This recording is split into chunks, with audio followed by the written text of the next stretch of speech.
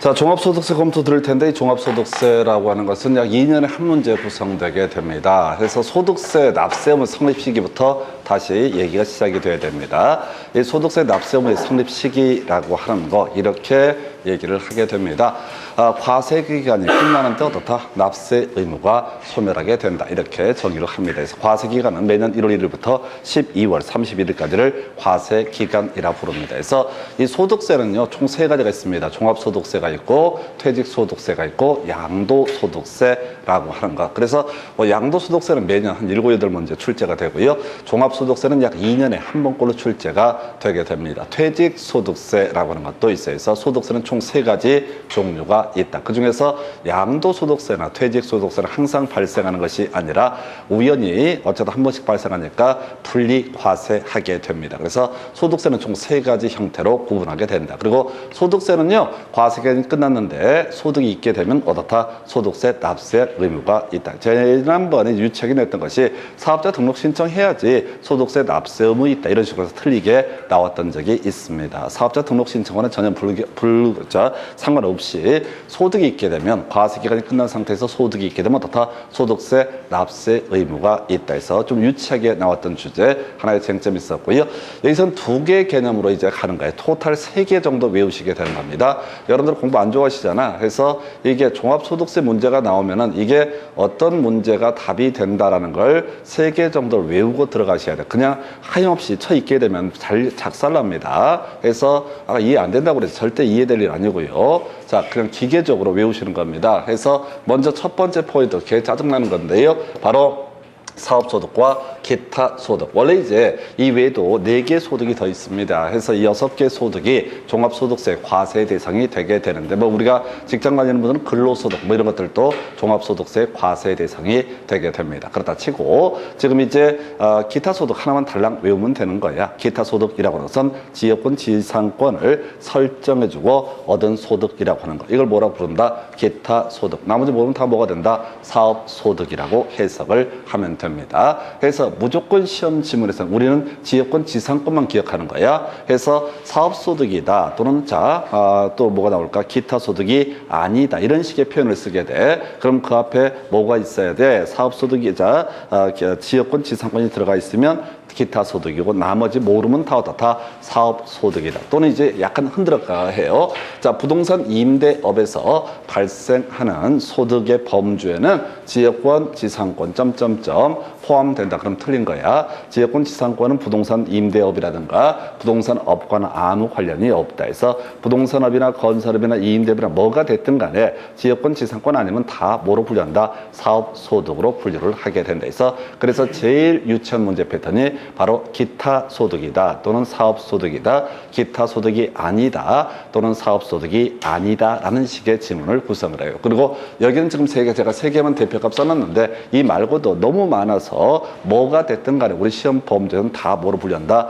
사업소득으로 분류를 하게 된다. 그러나 지역권 지상권 들어가면 뭐가 된다? 기타 소득이다. 2개 외우셨어. 자, 소득이 있게 되면 과세기간 끝난 상태에서 소득이 있게 되면 어떻다? 소득세 납부할 의무가 있다. 사업자 등록을 신청하지 않더라도. 두 번째 출제 포인트, 기타 소득과 사업소득을 구분 짓는 거. 이게 완벽하게 소화가 돼 있어도 지분이 가끔씩 버벅일 때가 있습니다. 그래서 일단은 그건 그 다음 문제고 일단은 기타 소득과 사업소득 그냥 외우시면 되는 거예요. 이걸 뭘 이해고 자시고 없어. 그냥 이렇게 나열을 하고 있는 것에 불과하다. 그 다음에 이제 논의할 주제가 여러분 자료에는 그렇게 제가 달아놨어요. 바로 뭐라고 얘기를 하고 있냐면 주택임대소득이라고 하는 거. 자, 이 주택임대소득에 대한 종합소득세라고 하는 거에서 주택임대소득도 지역권 지상권이 아니기 때문에 사업소득이 되게 될 것이고 사업소득은 어떻다? 종합소득세 과세 대상이 된다. 그래서 여러분 자료 제일 먼저 보면 이거 나와 있죠. 자, 주택임대소득에서 과세를 할 거냐 말 거냐라고 했을 때 자, 9억 이하의 1주택 소유자 주택임대소득에 대해서는 어떻다? 비과세 대상이 된다 해서 국내 소재로 한정합니다. 해서 국내 1주택을 소유하고 있습니다. 자, 근데 이 사람이 그 주택의 가액이 9억 이하가 되게 되면 어떻다? 이때는 설령 주택 임대에서 발생하는 소득이 있다라고 할지라도 이때는 비과세. 그러니까 이런 경우 있는 거죠. 9억짜리, 자, 9억 이하니까 9억짜리 주택을 가지고 있는 분이 자기 전세 살고 이 월세 내서 줘가지고 소득을 얻었다라고 할지라도 자, 이때 이 주택 임대 소득은 어떻다? 비과세 대상이 되게 된다라고 하는 거. 그럼 거꾸로 9억 초과해서 그 주택에서 1세대 1주택이라고 전제했을 때 1세대 2주택 돼버리면 당연히 주택 임대 소득 과세 대상이 되게 될 것이고요. 1세대 1주택이라고 한정을 했을 때 9억 초과했을 때 어떻다? 그 주택 임대 소득이 있게 되면 과세가 이루어지게 된다. 국외 소재 주택이라고 하면 주택 수를 불문하고 무조건 어떻다? 바로 자, 종합소득세 과세 대상이 된다. 세 번째 암기하시라는 거. 정확히 외워야 돼. 국내 소재 1세대 1주택 9억 이하의 주택 임대 소득에 대해서는 그 금액이 얼마가 됐든 간에 어떻다? 비과세 혜택을 받게 된다. 딱 하나밖에 없어요. 비과세가. 자, 그래서 요게 기본적인 구조가 되겠습니다. 해서 세 번째 암기하실 항목이 바로 이 이야기가 되는 거예요. 다시 기본을 외워야 된다고 국내 소재 9억 이하의 1세대 1주택 소유자 주택 임대 소득에 대해서는 어떻다? 비과세. 그래서 국외 소재라고 한다면 설령 1세대 1주택이라 할지라도 주택 임대 소득에 대해서 종합소득세 과세 대상이 되게 된다. 9억 초과하게 되면은 역시 어떻다? 바로 과세 대상이 되게 되는. 종합소득세 얘기할 때는 주택 임대 소득 얘기가 나올 수밖에 없고 그때는 무조건 이게 세 번째 항목 외우셨고요. 네 번째 항목 정리드립니다. 바로 총수익 금액에 산입할 거냐 말 거냐라고 하는 거 해서 자, 소득으로 잡을 거냐 말 거냐가 문제가 되게 되는데 우리가 이제 기본적으로 주택의 보증금이 문제가 되게 됩니다. 나머지는 무조건 다 총수익 금액에 산입을 하게 됩니다. 다시요. 우리가 건축법 이런 거 공부할 때 무조건 다 바닥 면적에 산입하지 않는다. 가짜 노대 가짜다라는 바닥 면적에 산입한다. 이렇게 무식하게 외우셨어. 자, 무조건 적용 의무가 없다. 물류시설만 어떻다? 적용 의무가 있다. 이런 식으로 이제 설명을 드렸던 바가 있습니다. 같은 맥락이에요. 무조건 총수익 금액에 산입을 하게 됩니다. 근데 유일하게 총수익 금액에 산입하지 않는 것이 경우에 따라서의 주택 보증금이라고 하는 것은 총수입 금액에 산입하지 않게 된다. 그래서 첫 번째 자 포인트가 되는 것이 이런 게 있네요.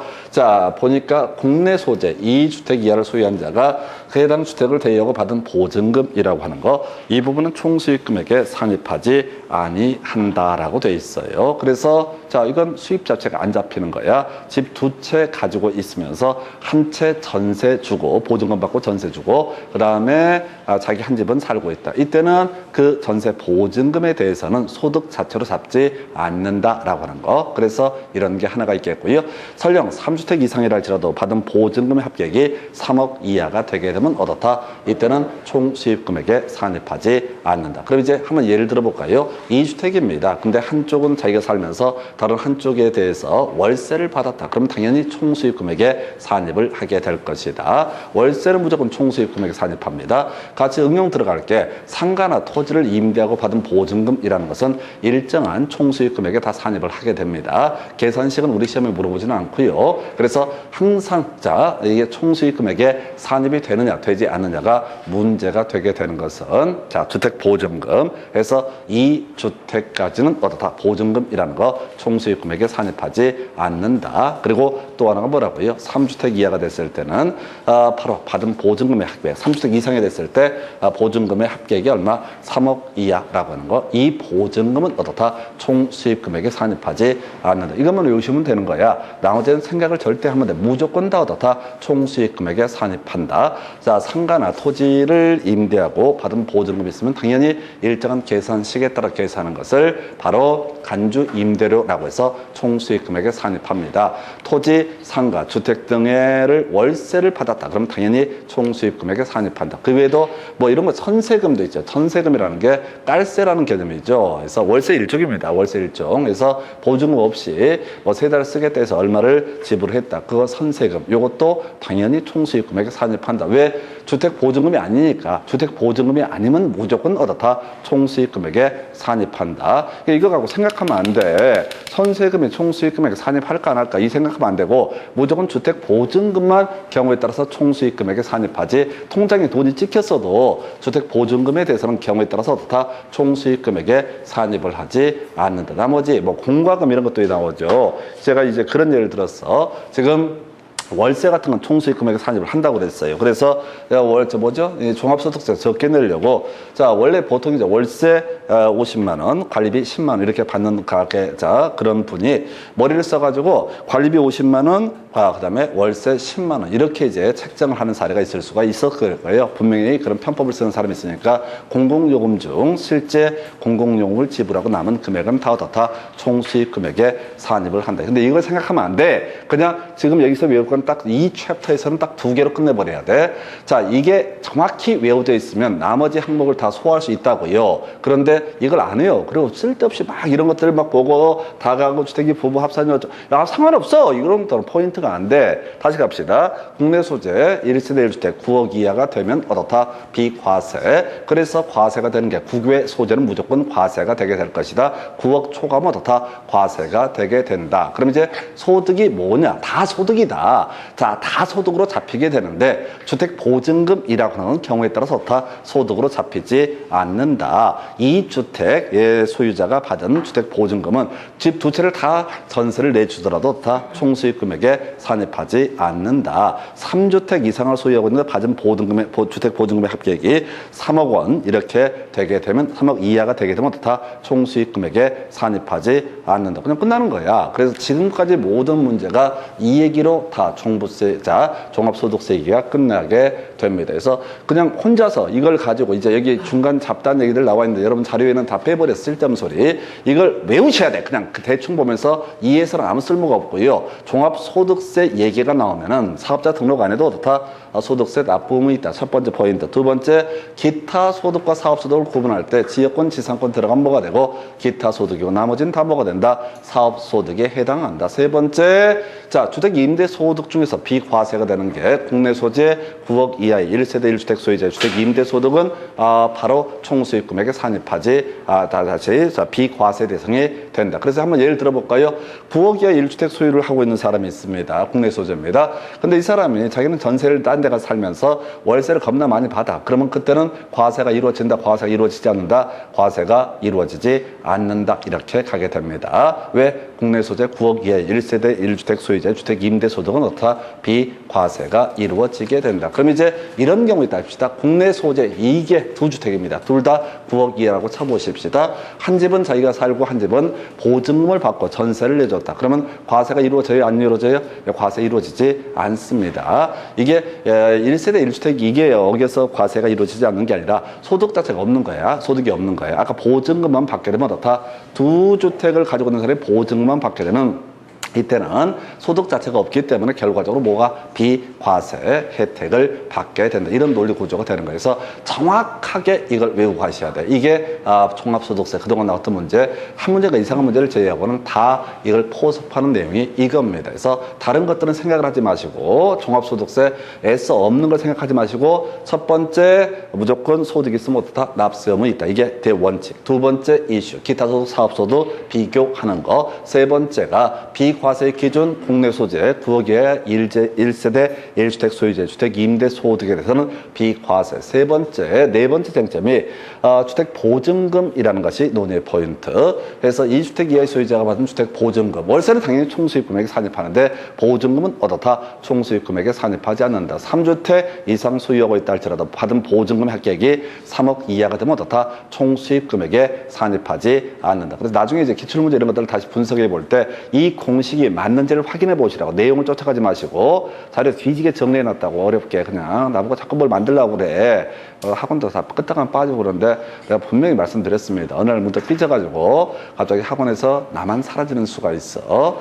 그럼 이제 혼자 자습해야 돼. 그래서 하여튼 있을 때 잘하자. 이게 결론이 되겠습니다. 그래서 종합소득세 끝이에요. 더 이상 보실 것도 없고 요것만 계속 반복해 보시고 그다음 나중에 기출문제하고 요 루틴에 따라서 이게 들어가 있는지. 그러니까 중간에 막 온갖 뭐 부부 합산하고 이런 잡다한 얘기 있지 않습니까? 다 잊어버리세요. 다 논의 대상이 안 돼요. 그래서 이렇게 가게 되면 종합소득세 다 끝나게 됩니다. 잠시 끝났다가 이제 양도소득세 갑니다.